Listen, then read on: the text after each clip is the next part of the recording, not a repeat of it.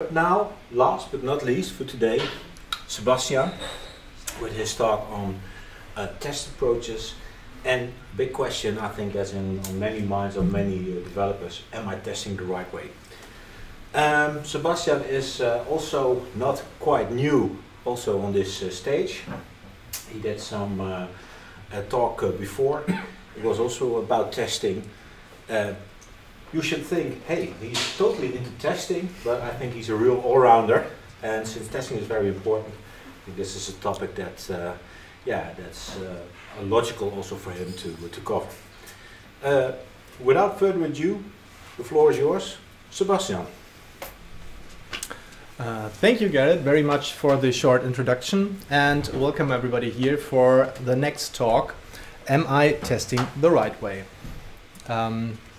So when it comes to unit testing, have you ever wondered, am I doing this thing right? Well, I have, and today I want to go through two unit testing approaches in detail with you. And maybe we can find an answer to the question on how to write unit tests, or at least better unit tests. So again, some words about me. I'm Sebastian Konieczek, employee at Umwelt Düsseldorf, a dedicated software developer, Java enthusiast. I at least try to be a clean coder, and I am a naming enthusiast because I think names matter, at least in software development.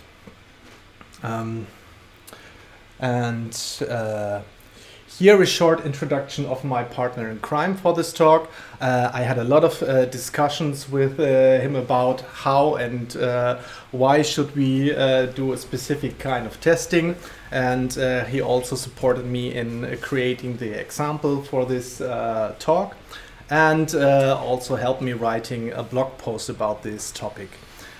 He is a senior software engineer at Zalando, passionate about testing and code quality, interested in programming languages and implementations, and he's a coffee enthusiast because coffee matters, at least in software development.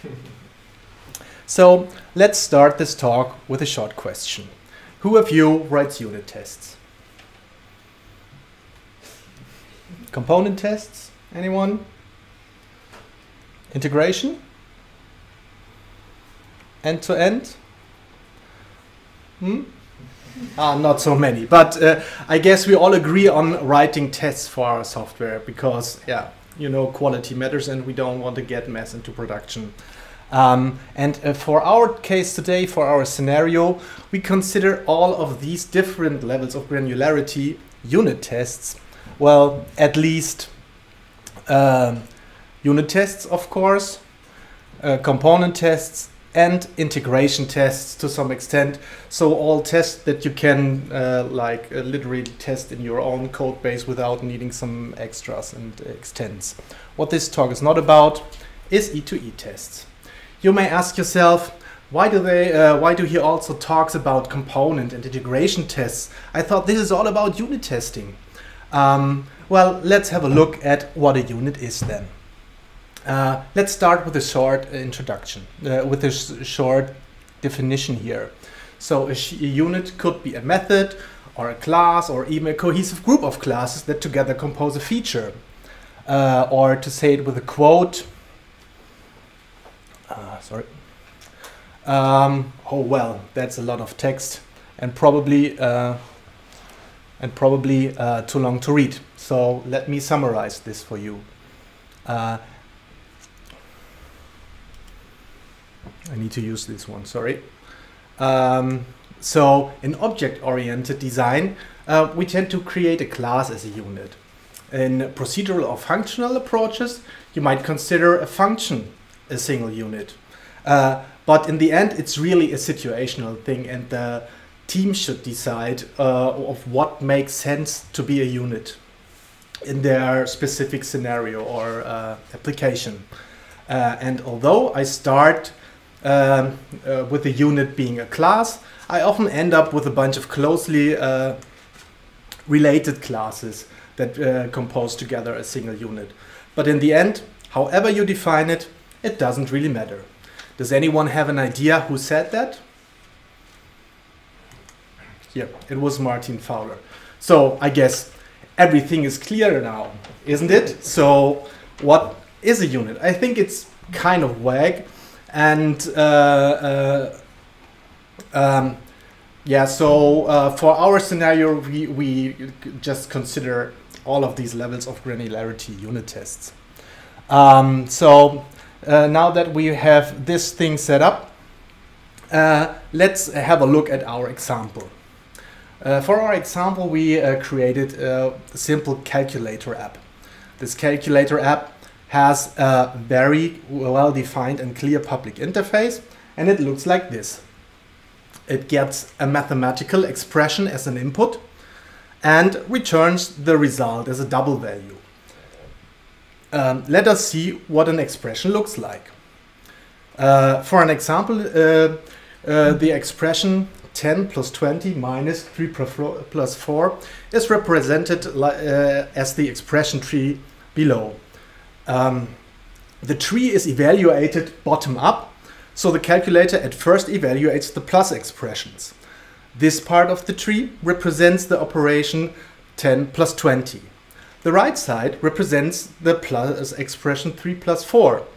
And finally, it evaluates the minus expression. It utilizes the results of the plus expression for that. So this is, in this case, 10 plus 20, so 30, minus 3 plus 4, 7. And in the end, the calculator should yield the result 23. So the expression is a tree of operations, and each node is one of the operations plus, minus, multiply, and divide. And the leaves of the tree are numerical values. So if you are familiar with interpreters, you can think of the calculator as some sort of abstract syntax tree interpreter for algorithmic expressions. So how does this look in code? Well, we have this simple main class here with a very simple main method. And what does this code do? At first, we instantiate our calculator, of course. And next, we create our minuend and subtrahend nodes, each represented by a plus expression. Now, we can define our final input expression. We utilize a minus expression with the previously created minuend and subtract expression. At last, we use our calculator to evaluate our input expression and finally print the result. Now let's have a closer look at the implementation details. We'll now give you a short overview of all the components we implemented to make our calculator work. Each operator that you have seen implements an expression interface. It looks like this. The expression interface is a sealed interface, so it only allows for specific implementations that we mentioned here. So the plus, the minus, multiply, and the divide expression, and also a value expression. For every expression, there also exists an expression handler that is responsible for evaluating the result of a specific expression. And every expression handler needs to implement the expression handler interface. And the expression handler interface looks like this. Again, we have a sealed interface, and it also gets the type of the expression. And it only allows for these specific implementations. So every expression has a respective expression handler. Also, this interface has an evaluate method that is responsible to evaluate the result of the specific expression and does the heavy lifting. How does an implementation of these interfaces look like? Let's have a look at the code that handles divisions to get a grasp on it. At first, we have the division expression. It looks like this. The division expression is a simple record that gets the dividend and the divisor as an input or as fields. And it implements, of course, the expression interface. The respective divide handler, expression handler, looks like this. It implements, of course, the expression handler interface that is typed to the divide expression. And of course, it implements the evaluate contract of the expression handler interface. And it gets the calculator and the divide expression as input. We now, as we do not exactly know what kind of expression the dividend and the divisor expression of the divide operation is, we utilize the calculator here to evaluate the result of these, because we do not want to handle all the specific types in our divide handler ourselves. So we just call the calculator here to get the value of the divisor. Then we check it for 0 to avoid or to give some meaningful exception in case there would be a division by 0. And finally, we also utilize the calculator to get the value of the dividend expression and then simply perform the division. So how do we express numbers in this example? For this, we have the value expression. Again, it is a simple record that implements the expression interface, but the value only has one field, and this is the value. As I said before, every expression has a respective expression handler, and so does the value expression. So here is the value handler. The value handler simply returns the value of the expression. So you can speak of it as a constant expression that only gives us back the numbers. So, putting it all together, in our calculator class, let's go through it very quickly, because there's not so much interesting stuff in here. We just get the expression handler for the input expression, and we just call evaluate, and then we return. You might ask yourself, where does this expression handler provider come from now? So, well, this is just a small helper class that abstracts away all the code that matches an input expression to the respective expression handler. It would just be very verbose here in this code, and to keep it simple and understandable, we just put it in a helper class.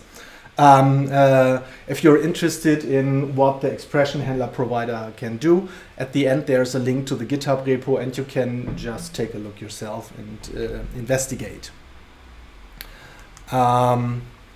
So, how do we test our calculator? Let us take a look at two contrary approaches, the fine-grained and the coarse-grained style. The fine-grained style focuses on single classes.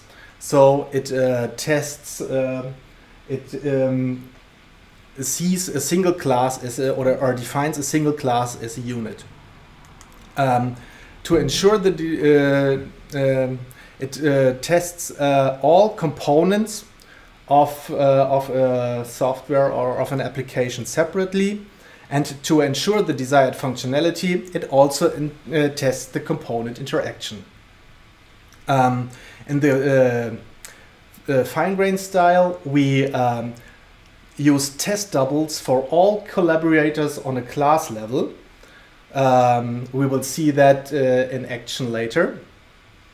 And there are some parallels to the Mockest or London School of Test-Driven Development and Martin Fowler's definition of solitary unit tests. The coarse-grained style, in contrast, tests a cluster or a cohesive cluster of cohesive objects or classes that together compose a feature as a unit. This unit is then only tested via its public interface, and it only uses test doubles for external collaborators. And you can draw some parallels to the classic or Detroit school of test-driven development and Martin Fowler's definition of sociable unit tests. So now let's start with the fine-grained style. What components should we test? Well, I guess we must not test the interfaces, right? Because they do not contain any valuable code. And probably you would agree with me that we do not need to test the record classes as well, right? So, well, then this is all that's left. So we need to test all of these single components. Okay, we will skip this one today because of we do not have enough time to go through it. But we will have a look at the rest of the classes, and of course the test for this class is available at the GitHub project. As I said, you get the link at the end. So let us start with the handler test, specifically the plus handler test. So before we go through the test, let us take a look at the plus expression. Now this looks very similar to the divide expression from our example before, but instead of the dividend and in divisor, the plus expression gets an origin and an addend as its fields. So the interface of the plus handler itself looks like this. It takes the calculator and the plus expression. Again, very similar to the divide handler, but instead it does not get a divide but a plus expression. Now let's look at how to test this plus handler. So this is some pill to swallow, so let us go through it step by step. At first we define our plus handler as a field variable and create an instance of it right away. And we also define the calculator as a field. In our before each step, we create a mock object for the calculator class, because we do not want to test the behavior of the calculator, but only of the plus handler. Our test is a parameterized test with the given origin, the addend, and the expected result as an input. And we have some simple tests here defined, like 2 plus 3 is 5, or minus 3 plus 1 is minus 2. So in our text we then create also mock expression, mock objects for the origin and the addend expression, because as I said before, we do not want to test the behavior of these expressions or the respective expression handlers, but for our test we do not care what kind of expressions these even are. Next, we define that when our mock calculator object is called with the origin and the added expression, they return the respective value from the example, from the input. Finally, we can create our plus expression that we need as an input for the plus handler, and then can call the evaluate method of the plus handler. And yeah, at the end we can assert that the result is somewhat close to the expected result. As we handle with doubles here, I added an offset at the end, so yeah, it won't fail when there is some floating point inaccuracy.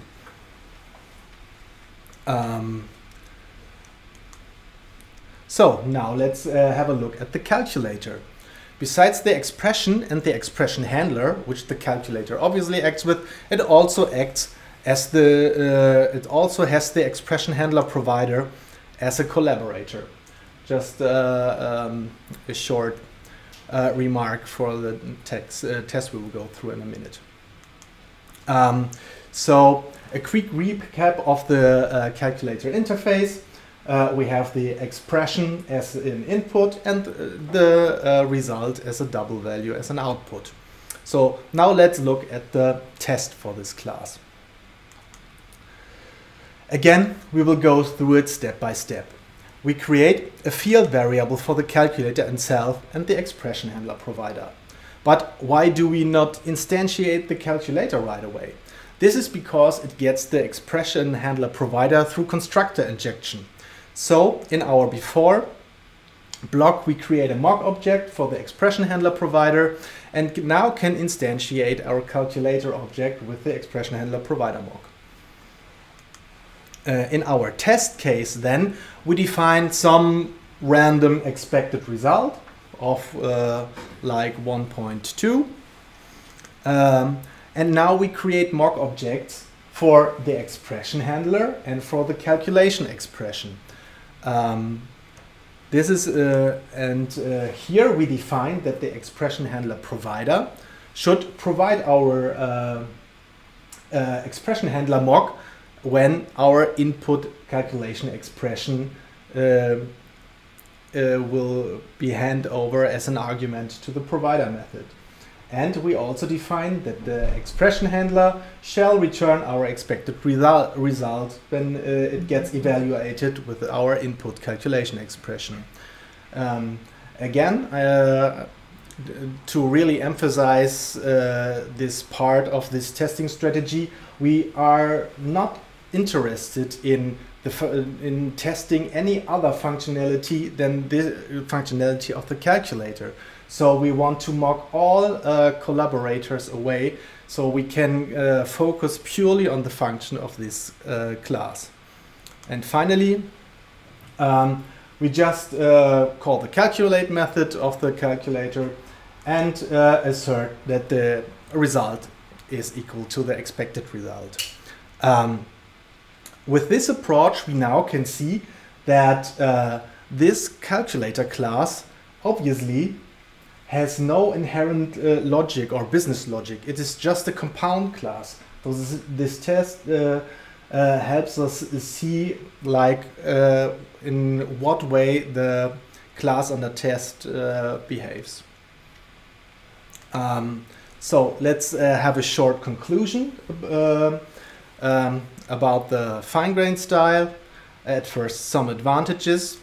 It focuses on the exact behavior of the class under test, so you don't get distracted by any other collaborators. Like you don't need to think about, well, what is the contract of the expression handler provider, for example. We just mock it away. We are not interested in it, how this works, or like for the, as we have seen, as in the plus handler test, we don't need to know, or we are not interested in what kind of expression we get and how it is evaluated. We just can focus on the behavior of the specific class under test. Due to this focus, it helps you to find the right level of abstraction and class design. So it can really help you with this, because if you like when writing a test have a lot of collaborators or confusing test data or something like this, this can be a sign that your class design or your level of abstraction is somewhat messed up. It also helps to keep your test code small and straightforward. Again, as you focus on the exact behavior of a single class, you don't need to have like or consider a lot of mock data or a lot of input, output. So it is really small and straightforward test code. And because it is small and straightforward, it is also easy to understand. It can also help you to understand the interaction of the collaborators on a class level. But it's not all sunshine in this approach. We also have some disadvantages here. One disadvantage is you might be forced or tempted to open up your API.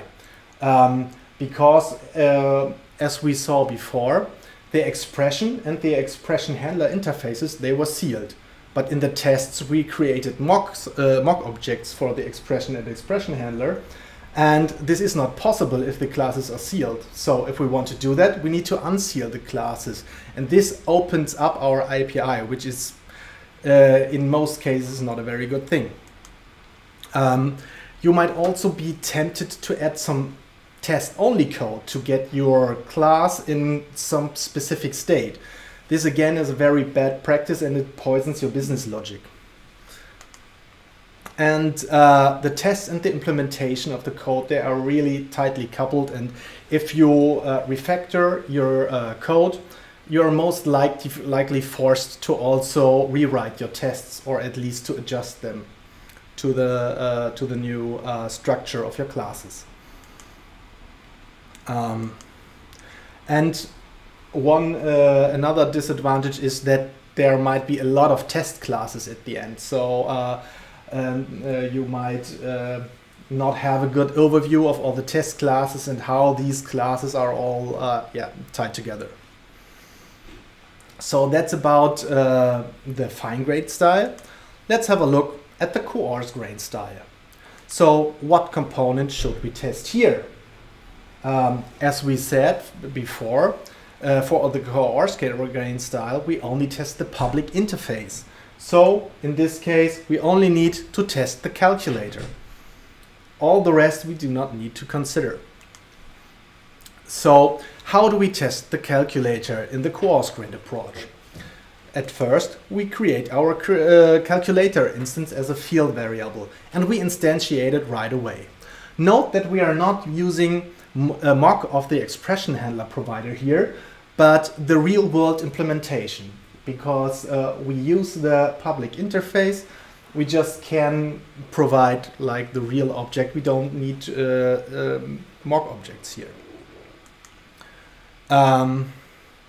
Our test is a parameterized test again. It gets the expression, the input expression, and the expected result as an argument.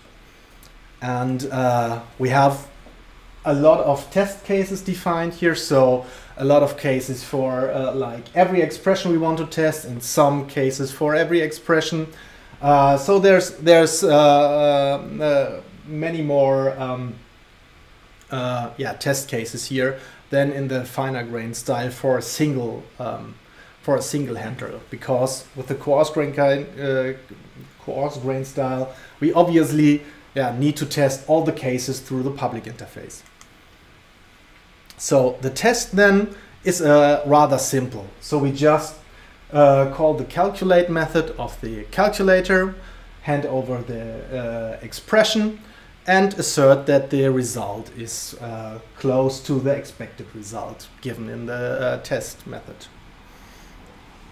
So, and of course, there's a division by zero test here. This division by zero test would be part of the division handler test in the fine-grained style, but as we only have one test here for the public interface, we need to, one test class here for the public interface, we need to test it here. So that's it. Let's draw some conclusion on the coarse-grained style. At first, again, to the advantages. It helps you to define a clear and well-defined public interface, because if you realize maybe you have a lot of external collaborators or confusing input data, confusing output data, it can give you a hint that your public interface is probably not very well designed, or that your component does a lot more than it should do. And it also helps you with information hiding, because this style of testing allows you to keep your API as closed as possible. You don't need to unseal any interfaces. You can have a lot of like private or protected classes, and nobody ever cares, because you don't need to create mocks of these classes.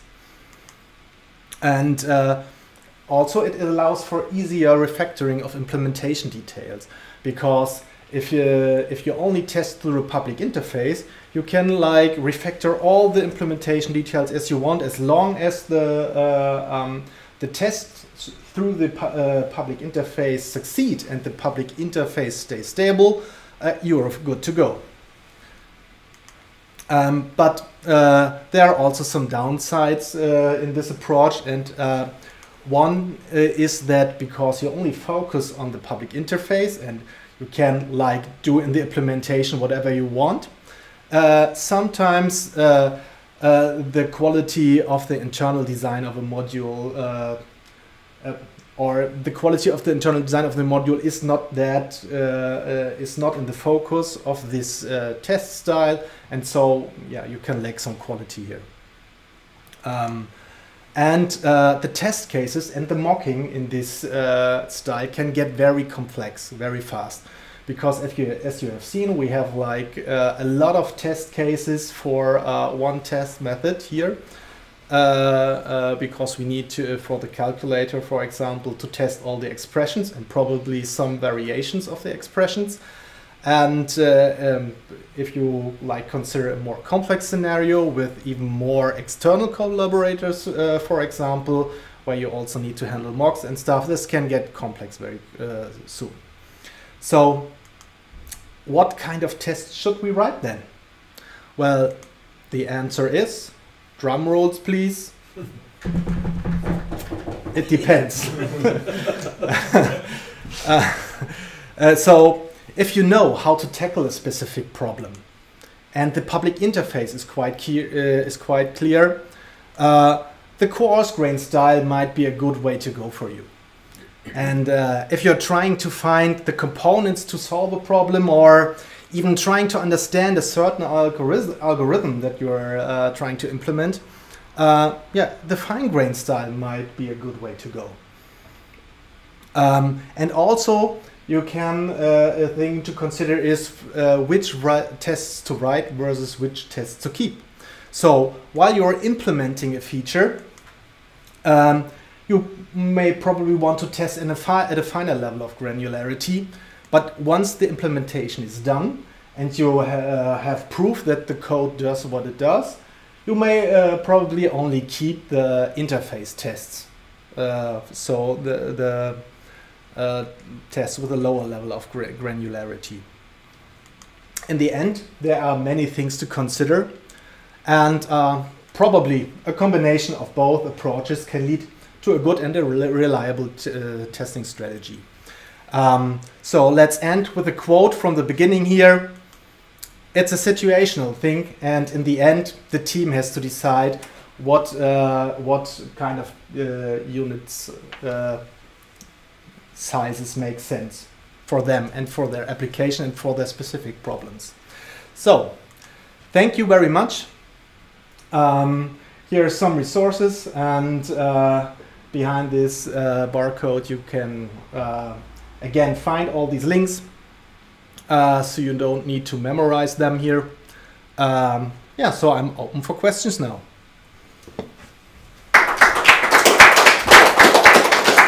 Thank you, Sebastian. Very nice. We have some questions from the audience. Please. You said in the fine-grained style that you are tempted to open up the API and also forced. So with tempted, is there a chance that I can use sealed classes? Because I really like the concept of sealed classes. Can I keep them? Is there something I can do, like you used to be able to mock static methods and classes as well with some code trickery? Is there something similar you can do, or do I have to use the coarse-grained style instead? Question. Yeah. So, the question is, in the fine-grained style, am I really forced to omit like the concept of sealed classes because you cannot really mock them, or can you do something similar like you can do with static classes, perhaps using Power Mockito or some other tools? I think this isn't really possible, because the sealed classes are designed that you cannot like create more implementations of them that you have defined in the permits clause. And so one thing you can do to deal with this problem is just use a specific implementation. This is not then strictly following the fine-grained style, but if you like the fine-grained style more, or think the fine-grained style suits your like problem or application well, then this could be like a way to go with this, and also keep your API closed. But yeah, you have then a pill to swallow, and that is that you probably will test some behaviors of other classes with your test class that you do not intend to test. Great. Other questions from the audience here present? I've got one. The test pyramid is high. Right? We've seen it pass today on the talk of Jens. How could you apply these approaches to, let's say, integration or component tests? Well, that is depends a little bit on how your component or your service, let's say, is structured. If you have a service that offers like multiple features, then you can probably use the coarse-grained style on a per feature basis. Or if your service or component just offers one feature or just has one public interface, like perhaps the lambdas that only have one public interface, then you can even apply the coarse-grained style to the whole component or to your whole service, like on an integration or component level. And for the fine-grained style, well, it is on class level, so you can just simply always apply it.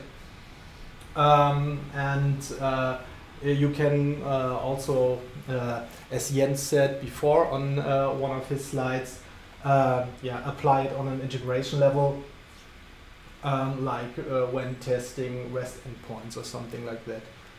If you use this adapter pattern, then you can easily test these adapters with a fine-grained style. Okay, thank you. I take a quick peek at the chat. Nothing's coming in. So that means that any questions that might be out there somewhere will have to be asked via mail or Twitter or whatever. You can just contact me for now. Twitter. Thanks a lot. Thank you very much.